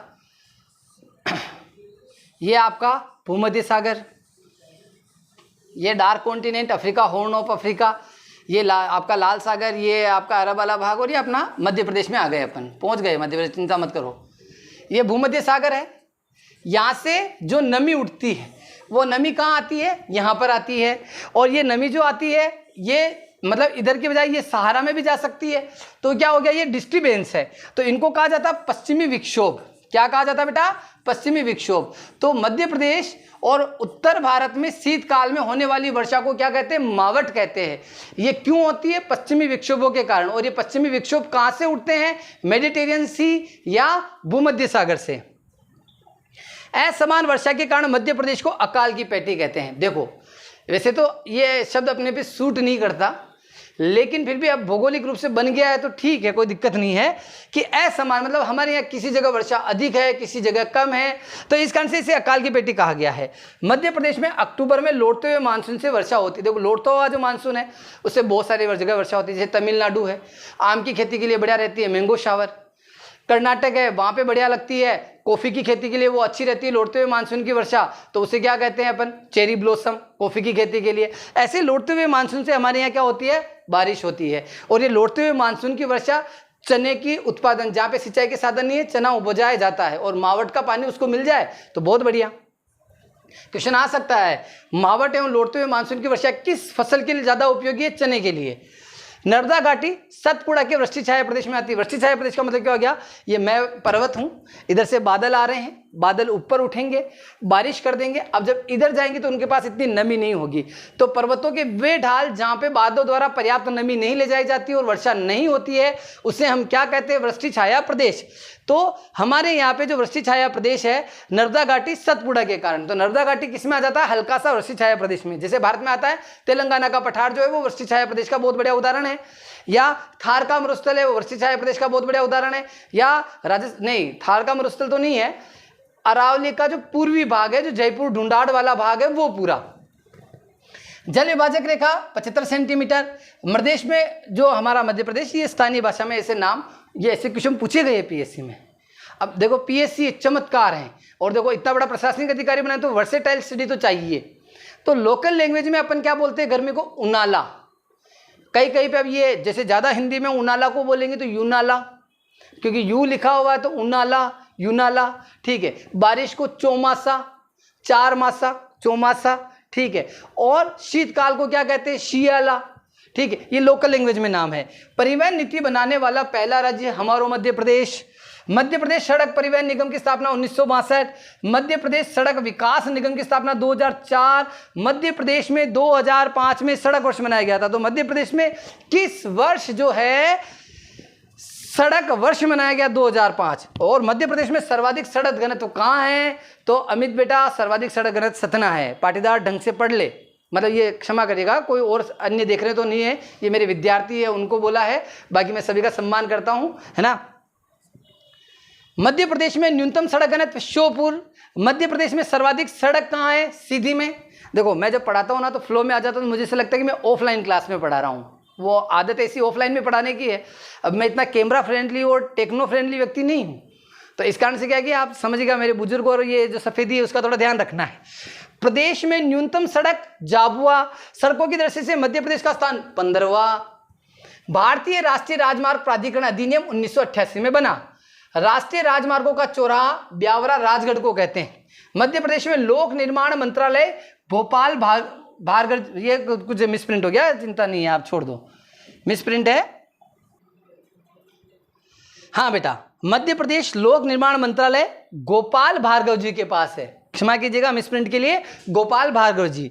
मध्य प्रदेश में कुल राष्ट्रीय राजमार्ग 44 है। राष्ट्रीय राजमार्ग से एमपीपीएससी की पिछले 2 सालों में 3 सालों में आदत रही कि 1 से 2 प्रश्न पूछता है। बहुत भारी नहीं है राष्ट्रीय राजमार्ग, केवल और केवल कुछ डेटा उसको पढ़ने, और ये रामबाण ब्रह्मास्त्र में उसको हम अच्छे से कवर करवा देंगे। आपको इनको आत्मसात करना है। जो आपको नया क्वेश्चन लिखने अपनी कॉपी में नोट कर लेना है, और हमारी जो टेस्ट सीरीज उसको साथ के साथ लगाते हुए चलना है। तो मध्य प्रदेश से कुल कितने राष्ट्रीय राजमार्ग गुजरते हैं? 44। राष्ट्रीय राजमार्गों की लंबाई के अनुसार मध्य प्रदेश का स्थान भारत में अब चौथा हो गया है। मध्य प्रदेश का सबसे लंबा राष्ट्रीय राजमार्ग कौन सा? NH46। राष्ट्रीय राजमार्गों के नाम बदल दिए गए हैं। सबसे लंबा राष्ट्रीय राजमार्ग NH46। मध्य प्रदेश का दूसरा सबसे बड़ा राष्ट्रीय राजमार्ग 44, देखो 46 सबसे बड़ा, सेकंड पे 44 और तीसरा 47। अब ये थोड़ा सा उल्टा हो जाएगा, 46 पहले 44 बाद में 47, इस तरह से। लेकिन आपको 46-44 ही याद रखना है। मध्य प्रदेश का सबसे छोटा राष्ट्रीय राजमार्ग NH135BB है ना, 135 BB, और दूसरा छोटा 339B। इंदौर से गुजरने वाला राष्ट्रीय राजमार्ग कौन से हैं? तो इंदौर से 2 राष्ट्रीय राजमार्ग गुजरते हैं, NH 52 और 47। भोपाल से हमारी राजधानी क्षेत्र से गुजरने वाला कौन सा है, NH 46, जो मध्य प्रदेश का सबसे लंबा राष्ट्रीय राजमार्ग भी है। ग्वालियर से गुजरने वाला NH 46 और NH 44, कैसे याद रहेगा, पहला और दूसरा दोनों कहां से गुजरते हैं, ग्वालियर से लंबाई में। जबलपुर से गुजरने वाला राष्ट्रीय राजमार्ग NH 34 और 30। शिवपुरी से गुजरने वाला राष्ट्रीय राजमार्ग NH 27। Narmada express way Madhya Pradesh का 6 लेन एक्सप्रेस है, मतलब मध्य प्रदेश का कौन सा एक्सप्रेस वे 6 लेन है, Narmada express way. Narmada express way Madhya Pradesh के कितने जिलों से गुजरता है बेटा, 11 जिलों से गुजरता है। नर्मदा एक्सप्रेस वे मध्य प्रदेश का सबसे बड़ा एक्सप्रेस वे है। नर्मदा एक्सप्रेस वे मध्य प्रदेश, छत्तीसगढ़ और गुजरात से गुजरेगा, मतलब जब बन जाएगा तो इतना गुजरेगा, और इसका नाम बदलकर क्या कर दिया गया, नर्मदा प्रगति पत्र। ठीक है, हाँ पथ है वो, पत्र नहीं है, पथ है। चंबल एक्सप्रेस वे, ये भी 6 लेन एक्सप्रेस है, और ये मध्य प्रदेश के 3 जिले श्योपुर, भिंड और मुरैना से गुजरेगा, जिसकी लंबाई 300 किलोमीटर रहेगी। ये 3 राज्यों में रहेगा, राजस्थान, MP और UP। और ये जो आपका है नर्मदा एक्सप्रेस, ये क्या रहेगा, MP, CG और गुजरात। ये नीचे वाला जो दक्षिण वाला भाग है वो है, चंबल वाला जो आपका जैसे नाम से प्रकट हो रहा है ऊपर वाला भाग है। तीनों जो राज्यों से चंबल नदी गुजरती है, उससे ध्यान रख लीजिएगा। चंबल एक्सप्रेस का नाम बदलकर क्या कर दिया गया, अटल एक्सप्रेस। मध्य प्रदेश का सबसे बड़ा राजकीय राजमार्ग है। अब ये स्टेट हाईवे की बात हो रही है, तो हमारा सबसे बड़ा स्टेट लंबा है स्टेट हाईवे कौन सा है, SH 19, और सबसे छोटा जो SH है, मतलब स्टेट हाईवे, राष्ट्रीय नहीं है ये, स्टेट है, राजकीय राजमार्ग SH है 39A। प्रधानमंत्री ग्राम सड़क योजना की शुरुआत कब हुई थी, तो दिवंगत हमारे नेता अटल बिहारी जी वाजपेयी, जो संवाद आज हम कर पा रहे हैं, जो कम्युनिकेशन है, ये उन्हीं की देन उस समय पे रही। राष्ट्रीय राजमार्गों का विकास जो है उनके समय से बहुत जबरदस्त तरीके से प्रारंभ हुआ। ठीक है, तो 25 दिसंबर 2000 को अपने जन्मदिन के ऊपर उन्होंने प्रधानमंत्री ग्राम सड़क योजना प्रारंभ की थी। उसमें उन्होंने कहा था कि अगर 500 आबादी वाला कोई भी गाँव है तो वो जिला मुख्यालय से सड़क से जुड़ा होना चाहिए। ठीक है, पहले 1000 थी, फिर बाद में 500 कर दी, उन्होंने 1000 से शुरू किया था आबादी। मुख्यमंत्री ग्राम सड़क योजना की शुरुआत 2010-11 में। मुख्यमंत्री खेत सड़क योजना, मतलब खेतों को भी सड़कों से जोड़ो, 1 जनवरी 2014। 20 सूत्री कार्यक्रम, ये अपनी बस सूत्र सेवा 2010। फिर ये है AMRUT योजना, पता नहीं। Driving training school and fitness centre कहाँ है, पाधरुना, छिंदवाड़ा। बड़वानी के सेंधवा बॉर्डर से सर्वाधिक परिवहन राजस्व प्राप्त होता है। अब ये बहुत बड़ा क्वेश्चन है, मतलब पोस्टिंग के लिए लोग चाहते हैं कि यहाँ मिले। एक ऐसी पोस्ट अपनी PSC में भी होती है जिसमें क्या होता है कि आप ट्रैफिक के सबसे बड़े अधिकारी के रूप में रहते हैं, मतलब इतने बड़े भी नहीं, लेकिन उतने बड़े तो उसकी बड़ा आनंद आए। और उस पर हमारे एक विद्यार्थी बहुत अच्छे से पदस्थ है और हनुमान जी की बहुत बढ़िया भक्त है, परम भक्त है, और बड़ा आनंद आता है। ठीक है, तो बड़वानी का सेंधवा बॉर्डर जो है वो परिवहन राजस्व सर्वाधिक देता है। भावनाएं मेरी आप समझ गए होंगे, इस मैप पे आप देख लीजिएगा, सब कुछ अंकित है बहुत बढ़िया तरीके से, बहुत शानदार विजय सर, बहुत बढ़िया। इंटरस्टेट बस टर्मिनल भोपाल का नया नाम क्या कर दिया है, कुशाभाऊ ठाकरे। महिलाओं हेतु निःशुल्क ड्राइविंग लाइसेंस की शुरुआत कब हुई थी, 2015 में। फिर मध्य प्रदेश की पहली महिला ऑटो ड्राइवर तलत जहां भोपाल। फिर मुख्यमंत्री तीर्थ दर्शन योजना पुनः प्रारंभ हुई, मतलब मुख्यमंत्री तीर्थ दर्शन योजना 2.0, तो 2.02022 है ना। मध्य प्रदेश का सबसे, यहाँ पे डेट मेंशन होना जरूरी था क्योंकि डेट आप लोगों को यहाँ पे अपने नोट्स में आप कर लीजिएगा। मध्य प्रदेश का सबसे लंबा सड़क पुल तवा नदी पुल। यात्रियों की दृष्टि से मध्य प्रदेश का सबसे बड़ा बस स्टैंड नानाखेड़ा उज्जैन। मध्य प्रदेश का सबसे बड़ा अंतर जिला bus stand Khargone. Driving training centre Salimeta Ligga गांव। यातायात वाहन प्रशिक्षण केंद्र कहाँ है, यातायात प्रशिक्षण केंद्र भोपाल। वाहन कर्मचारी प्रशिक्षण, अगर आप मतलब यातायात वाहन प्रशिक्षण भोपाल में, ट्रैफिक की जो ट्रेनिंग होती है वो कहाँ होगी, भोपाल में। वाहन कर्मचारी, अगर जो कर्मचारी उनके लिए वाहन, तो रीवा। मध्य प्रदेश का प्रथम पासपोर्ट ऑफिस भोपाल में खुला। मध्य प्रदेश में पहली बार रेल जबलपुर में 1867 में चली। कब चली, 1867, भारत में चलने के 14 साल बाद।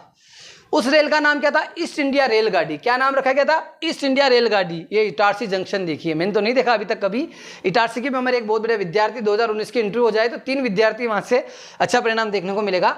मध्य प्रदेश की पहली नैरो गेज ट्रेन सेवा कुनो कुमारी एक्सप्रेस थी। देखो ट्रेन की जो पटरियां होती है वो कैसी होती है, 0.66 metre narrow gauge, 1 metre gauge, 1.67 जो है ब्रॉड गेज। तो पहले नैरो गेज ही ज़्यादा था और अभी नैरो गेज की एकमात्र पट्टी जहाँ पे पर्यटन के रूप में अपनी पूरी ट्रेन चलती है और ये ओंकारेश्वर महू को जोड़ती है ना।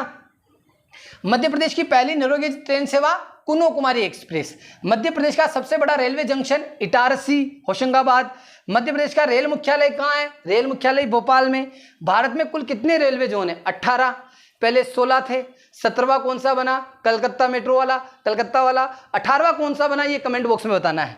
मध्य प्रदेश में मात्र एक रेलवे जोन आता। अगर रेलवे जोन की बात करें तो मध्य प्रदेश में एकमात्र रेलवे जोन आता पश्चिमी मध्य रेलवे जोन, जिसका मुख्यालय कहाँ है? जबलपुर में। ये भी एमपीपीएससी पूछ चुका है। मध्य प्रदेश में इंदौर एवं भोपाल में मेट्रो सेवा प्रस्तावित है। मेट्रो चल रही है, चली नहीं है, चलेगी, बड़ा आनंद आएगा, काम चल रहा है, ठीक है। तो कहाँ शुरू होगी? भोपाल और Indore. BHEL। Rail coach factory कहाँ है? निषादपुरा भोपाल।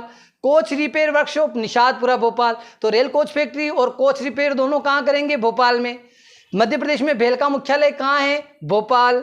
रेलवे विद्युत इंजन कारखाना, ये भी भोपाल, तो विद्युत इंजन भोपाल। रेलवे भर्ती बोर्ड का मुख्यालय अपने यहाँ कहाँ है? भोपाल में। रेलवे स्लीपर, ये पीएससी पूछ चुका है 2018 में, बुधनी सीहोर। रेलवे स्लीपर बनाने का कारखाना, अब देखो रेलवे स्लीपर बनाने का पहला कारखाना बुधनी में है और दूसरा कहाँ प्रस्तावित है? झाबुआ। रेल स्प्रिंग कारखाना सिथोली ग्वालियर। वैगन रिपेयर सतना, देखो coach repair Bhopal, wagon repair Satna. Electric loco shed कहाँ है? कटनी और इटारसी में। डीजल लोको शेड कटनी और इटारसी। साथियों ये मोती जैसे क्वेश्चन है ना, और इनको एक साथ सहेजना 10 किताबों में से सारे वेस्ट को हटा के उसमें से जो बढ़िया कंटेंट आप लोगों की एग्जाम की इफिशिएंसी बढ़ा पाए, कम समय में आप रिवीजन कर पाए, वो एक साथ आपको मिल रहा है गुरुजी के साथ रामबाण ब्रह्मास्त्र सीरीज में। और मैं एक बार पुनः आप लोगों का स्वागत अभिनंदन करता हूं। आप लोगों को ट्रिपल लेयर में तैयारी करनी है। अभी तक जो पढ़ा उसका रिवीजन, मेरे रामबाण ब्रह्मास्त्र प्लस जो कंटेंट अब यूट्यूब पे आए, ठीक है, वो आपको फॉलो करना है। मैं ऐसा वैसा कुछ भी नहीं डालूंगा, जो आपको पढ़ना है वही मेरे चैनल पे हमेशा आएगा। और तीसरा, अभी तक आपने GLCIS MPPSC ऐप डाउनलोड नहीं किया तो वहां पे इसकी PDF आपको 2-3 दिन बाद मिलना शुरू हो जाएगी। साथ ही टेस्ट सीरीज आपको हमारी लगानी है, वो टेस्ट सीरीज पेड है, 500 रुपीज़ के अंडर में है, लेकिन आप लोगों को इस टेस्ट सीरीज में बहुत मजा आएगा। वो आप ये तीनों काम करके चलते तो मुझे पता है कि हनुमान जी महाराज की कृपा निश्चित रूप से होनी चाहिए। फिर आगे भाग्य अपना Madan Mahal pink railway station. फिर डीजल लोकोमोटिव फैक्ट्री इंदौर। बिना कटनी बिलासपुर रेल मार्ग कोयला परिवहन के लिए प्रसिद्ध। आपके एग्जाम में क्वेश्चन पूछ लिया, मध्य प्रदेश का कौन सा रेलवे मार्ग कोयला परिवहन के लिए प्रसिद्ध है? तो बिना कटनी बिलासपुर मार्ग। प्रथम pink railway station Madan Mahal Jabalpur. प्रदेश का प्रथम निजी railway station Habibganj station. Madhya Pradesh की प्रथम ISO प्रमाणित ट्रेन भोपाल एक्सप्रेस। मध्य प्रदेश की प्रथम ग्रीन ट्रेन भोपाल एक्सप्रेस। मध्य प्रदेश का प्रथम स्वचालित रेलवे फाटक सुविधा देने वाला जबलपुर, स्वचालित ऑटोमेटिक ऊपर नीचे, है ना। प्रथम वाईफाई और कैशलेस सेवायुक्त railway station Kamlapati station Bhopal. Khajuraho railway station को भी ISO प्रमाण। देखो ट्रेन जो है उसमें किसको मिला है? भोपाल को, भोपाल एक्सप्रेस को। और रेलवे स्टेशन में ISO प्रमाण किसको मिला है? खजुराहो रेलवे स्टेशन को। मध्य प्रदेश में वायुयान की पहली प्रायोगिक उड़ान 1911 में हुई। देखो हमारे भारत में वायुयान की व्यावसायिक शुरुआत जो है वो 1912 में हुई। डाक सेवा वायु जो है वो 1911 में आई और वो इलाहाबाद से नैनी गई, ठीक है। अब यहाँ पे आ रहा प्रदेश में वायु, मध्य प्रदेश के डाटा में देखिए तो पहली प्रायोगिक उड़ान 1911 में हुई। मध्य प्रदेश में वायुयान की पहली नियमित उड़ान जो है 1927 में। तो पहला डाटा ये ध्यान रखना कि मध्य प्रदेश में पहली नियमित उड़ान 1927। आज़ादी के बाद पहली उड़ान 1948 में। और मध्य प्रदेश में विमानन विभाग की स्थापना कब की गई? तो 1982। ये बहुत वेरी इंपॉर्टेंट। मध्य प्रदेश में भारतीय वायुसेना की 2 हवाई पट्टियां हैं। कहाँ है?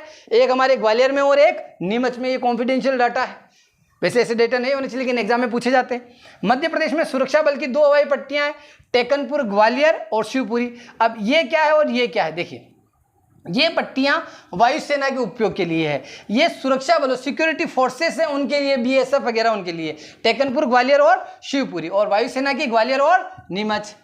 मध्य प्रदेश में निजी हवाई पट्टियां, अब बड़े बड़े बिजनेसमैन रहते हैं, जैसे कल आप भी भगवान हनुमान जी आप पे कृपा करें और आप खुद की निजी हवाई पट्टी अपनी खेत पे बनवा ले, बड़े बढ़िया रहेगा। और जो नर्मदा किनारे रहते हैं उनके लिए जमीनों की कमी नहीं है, सरकारी जमीन पे बनाओ। मध्य प्रदेश में निजी हवाई पट्टियां, दमोह डायमंड सीमेंट फैक्ट्री, इनकी खुद की निजी पट्टी है। बुडार शेड्यूल, ओरिएंटल पेपर मिल जो है अपनी शेड्यूल में उनकी, और तीसरी नागदा उज्जैन ग्रेसिम इंडस्ट्रीज, ये 3 निजी हवाई पट्टियां हैं। मध्य प्रदेश में नियमित हवाई अड्डे, ठीक है, यहाँ पे इंटरनेशनल नेशनल नहीं लिखा हुआ है, नियमित हवाई अड्डे कि कौन सा कहाँ है वो ध्यान में रखना है। और हवाई अड्डों से भी एमपीपीएससी एक प्रश्न पूछता रहा है, 2-3 इंटरनेशनल हवाई अड्डे, 11-12 अपने भारत के जो मेन फेमस हवाई अड्डे हैं वो, और एमपी के 3-4 हवाई अड्डे। आप पेपर जाके उठा के देखोगे तो भले वो किसी भी हवाई अड्डे के बारे में पूछे, लेकिन पूछता है, तो उस जोन में आपको तैयारी करनी है। और ऐसे सारे प्रश्नों का अभ्यास आपको हमारी टेस्ट सीरीज में देखने को मिलेगा। ऐप डाउनलोड करो, टेस्ट सीरीज परचेज करो, लगाना शुरू करो। राजा भोज हवाई अड्डा भोपाल, देवी अहिल्या एयरपोर्ट इंदौर, रानी दुर्गावती एयरपोर्ट जबलपुर, रानी दुर्गावती जबलपुर, माँ अहिल्या एयरपोर्ट इंदौर, राजा भोज भोपाल। देखो जो जहां से संबंधित वही नाम आ रहा है। महाराजा छत्रसाल एयरपोर्ट खजुराहो, राजमाता सिंधिया एयरपोर्ट ग्वालियर, दतिया एयरपोर्ट। एक भी नाम ऐसा है जो याद नहीं रख सकते, ऐसा बिल्कुल नहीं है। मध्य प्रदेश में 2 अंतर्राष्ट्रीय एयरपोर्ट है, पहला देवी अहिल्या एयरपोर्ट, दूसरा राजा भोज एयरपोर्ट। इसमें किसी को डाटा में अगर कोई कमी लगे खजुराहो वगैरह तो वो अपने हिसाब से ऐड कर सकता है। जो यहाँ जानकारी दी गई है वो वैसे पूरा रिसर्च करके कोशिश की गई है, बाकी किसी को आपत्ति लगे तो वो इसमें ऐड ऑन कर सकता है। मध्य प्रदेश का सबसे बड़ा व्यस्ततम एयरपोर्ट, अब एमपी में देवी अहिल्या एयरपोर्ट इंदौर। मध्य प्रदेश एयरपोर्ट ने पहली अंतर्राष्ट्रीय उड़ान कब भरी थी? 2019 में। सामान की होम डिलीवरी करने वाला पहला एयरपोर्ट कौन सा? देवी अहिल्या एयरपोर्ट, ठीक है। मध्य प्रदेश में कितनी हवाई पट्टियां हैं? 33 हवाई पट्टियां। एकमात्र राष्ट्रीय उद्यान जहां हवाई पट्टी है तो कान्हा इसलिए एकमात्र ऐसा राष्ट्रीय उद्यान है जहां पे हवाई पट्टी है। बांधवघाट जो गढ़ राष्ट्रीय उद्यान है अपना उमरिया में, वहां पे भी हवाई पट्टी प्रस्तावित है। कौन सिटी, बहुत बढ़िया। देखो कितना बढ़िया फोटो लगा, इससे आपको याद हो जाएगा। मक्का के उत्पादन के लिए मध्य प्रदेश का कौन सा जिला जाना जाता है? छिंदवाड़ा। मध्य प्रदेश में सर्वाधिक सिंचित फसल कौन सी है? गेहूं। गेहूं का भंडार किसको कहते हैं? मालवा को। गेहूं के उत्पादन में प्रथम जिला होशंगाबाद। दक्षिणी पूर्वी मध्य प्रदेश चावल का उत्पादन होता है। देखो आगे खाली जगह है, उसमें मैप पे पूरी फसलें दिखा दूंगा एक बार। चावल के उत्पादन में प्रथम जिला बालाघाट। काली मूछ के चावल के लिए बालाघाट सिवनी, जो काली पूंछ है, ये काली पूंछ के चावल के लिए, या काली मूछ भी सही है, बालाघाट सिवनी में बोए जाते हैं। मक्का उत्पादन में प्रथम छिंदवाड़ा। छिंदवाड़ा को कौन सिटी भी कहते हैं, कौन सिटी? छिंदवाड़ा। मक्का महोत्सव भी कहाँ आयोजित होता है? छिंदवाड़ा में। सोयाबीन के उत्पादन में भारत में मध्य प्रदेश प्रथम है, और मध्य प्रदेश में उज्जैन प्रथम है। एशिया का सबसे बड़ा सोयाबीन कारखाना जो अभी बंद है वो उज्जैन में है। सरसों के लिए प्रसिद्ध, सरसों के उत्पादन में मुरैना। गंजेड़ियों का स्वर्ग बुरहानपुर को क्यों कहते हैं? मुझे भी आज तक समझ नहीं आया। सुनहरे जिले, कपास उत्पादन के कारण खंडवा खरगोन। आम अनुसंधान केंद्र कहाँ है? आम अनुसंधान केंद्र आम जगह नहीं है, गोविंदगढ़ रीवा में है। और गोविंदगढ़ रीवा में ही इस आम अनुसंधान केंद्र में एक नई जो किस्म है वो विकसित हुई थी, बहुत पुरानी, सुंदरजा आम, जिसपे 17 के दशक में डाक टिकट जारी कर दिया गया था। और हाल ही में अभी इसी साल के अंदर उससे क्या किया गया? जीआई टैग प्रदान किया गया है। अब आपके लिए मेरा क्वेश्चन ये कि सुंदरजा आम जो है वो किन 2 ब्रीड का मिश्रण है? सुंदरजा आम, आम अनुसंधान केंद्र गोविंदगढ़ रीवा से निकला है। गेहूं अनुसंधान केंद्र पवारखेड़ा होशंगाबाद। कपास अनुसंधान केंद्र खरगोन, कहीं कहीं पे खंडवा मिलता है, कंफ्यूज नहीं होना। कपास अनुसंधान केंद्र खरगोन। मूंगफली अनुसंधान केंद्र खरगोन।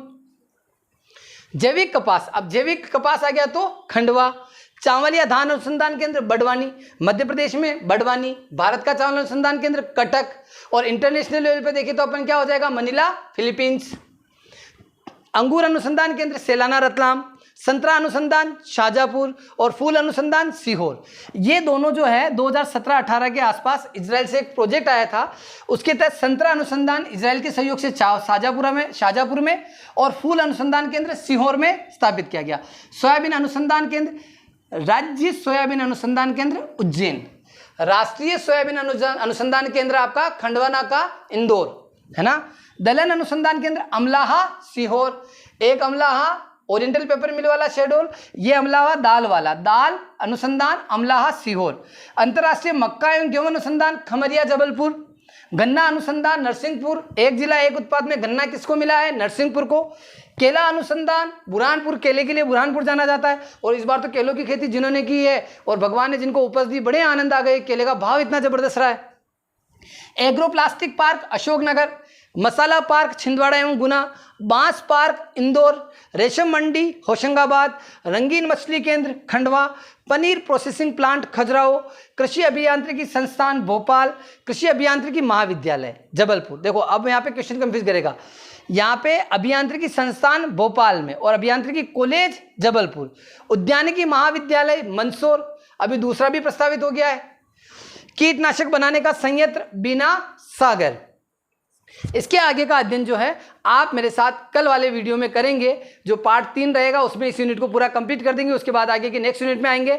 बहुत बहुत धन्यवाद साथियों, आप मेरे साथ पढ़ रहे थे रामबाण ब्रह्मास्त्र सीरीज, और इस सीरीज में आप लोग हर यूनिट के चुनिंदा फैक्ट जो है 500, 400, 600, 1000 जितना हमसे, जैसे यूनिट 1 में 1000 प्लस बनाए हैं, इस यूनिट में भी 1000 प्लस होंगे। तो जितने फैक्ट आप लोगों के लिए वैल्यूबल है वो सारे लाए जा रहे हैं।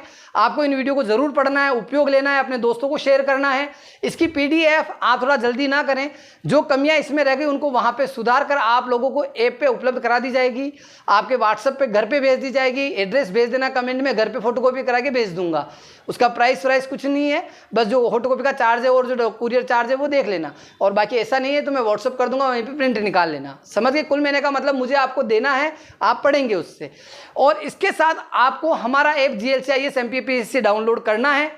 डाउनलोड करके शुरुआत में PDF वहीं पे मिलेगी, व्हाट्सएप पे नहीं आ पाएगी, 2-4 दिन में अपलोड हो जाएगी। और टेस्ट सीरीज आपको वहाँ पे जरूर लगानी है। अभी तक अगर आपने हमारी टेस्ट सीरीज परचेज नहीं करी है, एनरोल नहीं किया है, तो बिल्कुल देर नहीं करो, वीडियो देखते देखते तत्काल से ऐप डाउनलोड करो, टेस्ट सीरीज परचेज करो और मैसेज करो कि गुरुजी टेस्ट देना शुरू कर दिए। आपके स्कोर को मैं पर्सनली मॉनिटर करता हूं। अगर आपको वहां कोई प्रॉब्लम आती है, किसी क्वेश्चन में दिक्कत आती है, आप रिपोर्ट कर सकते हैं। क्वेश्चन के पेपर में अगर लेवल में आपको डिस्टर्बेंस लगता है तो भी आप मुझे रिपोर्ट कर सकते हैं, मैं डेफिनेटली उसमें तत्काल सुधार करवाऊंगा। बहुत बहुत धन्यवाद। हनुमान जी महाराज कृपा करें, ऐसे सहयोग बनाए रखें।